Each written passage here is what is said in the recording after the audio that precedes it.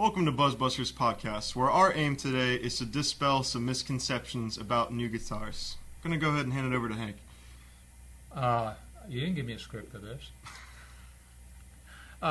You think you go to a store, you try out, I don't know if it's me, a couple hundred guitars, and they're about to kick you out of Guitar Center, and you finally find one you fall in love with, but you don't really have time in the store, or just maybe you're self-conscious and you don't really feel everything up and down the fretboard like you'd like, and when you get home you may find it's not playing its greatest. Or it could be like when I first started. You remember your first guitar? I remember my first guitar. And at the time, that was a perfect guitar, wasn't it? Oh my God, I had a Dean bass, and the action was probably, you could have stuck 3-4 inches of space underneath the strings probably. It was so high off the fretboard at that time, but you were rolling your Hot Wheels cars up and down the fretboard under the strings, but I learned how to play on it, sure enough. But did you realize that it shouldn't hurt? Did you realize you had a problem? Oh yeah. Initially. Not initially, but I definitely over time I realized how hard it was to play. Listen, my first guitar was an old beat-up acoustic. Got it at a pawn shop. It was about a $20 guitar. I only paid a couple hundred. The pawn shop deal. And that was a lot back in your time, man. Yeah, and the strings were probably half an inch off the fretboard, and they weren't really strings. They looked like somebody had snipped some barbed wire off a neighbor's fence, and at least chicken wire strings, man. It felt like that. And I just thought you had to be macho to play guitar. I didn't know there was anything wrong with my guitar. I thought the bloody fingers were just part of it, man. Yeah. Well, we actually, since having been in this business for going on 2 decades now, I'm always surprised at how poorly a brand new guitar is set up and playable. And we do have customers that know better. They know a lot more than I did when I first got my guitar, and they will bring in their brand new Gibsons, American Fenders, custom shops without ever touching the strings. Just bring it right in. They know it needs a setup. Yeah. I think these companies, what they do well is build the guitars, and some of them are great at, stuff like finish and using luxury woods, and, some of the options that they're actually doing nowadays, I've been pretty impressed with as far as, what they're actually offering. But as far as setting up the guitars, I think from factory, we're seeing high frets and fret spout. We're seeing guitars that have way too much or too little relief. We're seeing guitars with, too low of nut slots. If they cut them too high, that's totally fine because we can work with that. We can make them lower, but if they're too low from the factory, you're looking at buzzing on the open strings. You're looking at shimming a nut or cutting a brand new nut on a brand new guitar. That's an extra expense that most customers are not expecting to pay after buying a guitar brand new from Fender or Gibson. Well, factory insiders will tell you that they purposely cut the nut slots high, because if they go too low and there's a buzz, the stores complain, because buzz kills sales. Absolutely. High nut slots, nobody goes into Guitar Center trying out new guitars, checking the intonation. Maybe the one in the middle, you're the one, okay. But other than you, nobody does that. So they leave the nut slots high, and you can check your guitar now. You got a brand new guitar, even if it's a used guitar, if it's never been set up. Go and check it now. Tune your open strings, and then play a high G on that bottom string. Just fret it the third there and play that, and I'll bet you it's sharp. It's either sharp, or when you play it open, it buzzes a little, or it doesn't quite ring out. If it's too low, it doesn't always buzz, does it?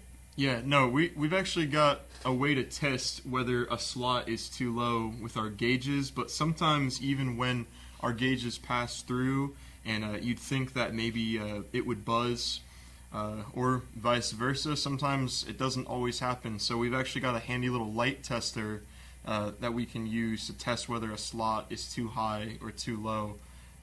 If it's too low, the light will flicker. And you might be thinking, well, why do I care if your light flickers? If I'm having a good time at home, I'm having a good time. And that's fair. That's fair enough. However, if our light flickers, you're not getting the full tone and sustain out of that string as you should get. Yeah, that first fret, what it will do before completely, killing it and making your note buzz, that open string buzz, it's going to take away, very, very small amounts of your tone and sustain, like Hank was saying, but it's enough for people to notice, and you could be having a much better experience with your instrument with proper cut nut slots. And that's not all. It's almost unheard of for us to get a brand new guitar. I'm talking $3,000, $4,000 Gibsons, USA Fenders, PRS. Almost impossible for us to ever see a new guitar that doesn't have some high fret ends. Yeah, It's usually not the whole fret. It's usually just an end, or it can be this end, that end, or the middle. We're looking at between 4 and 8 high frets on most, On average, yeah. on average on manufacturer guitars. And, to tell you the truth, a lot of the handmade and boutique guitars tend to be even they're the worse. worst. They're the worst. As far as frets go. So you really got to watch.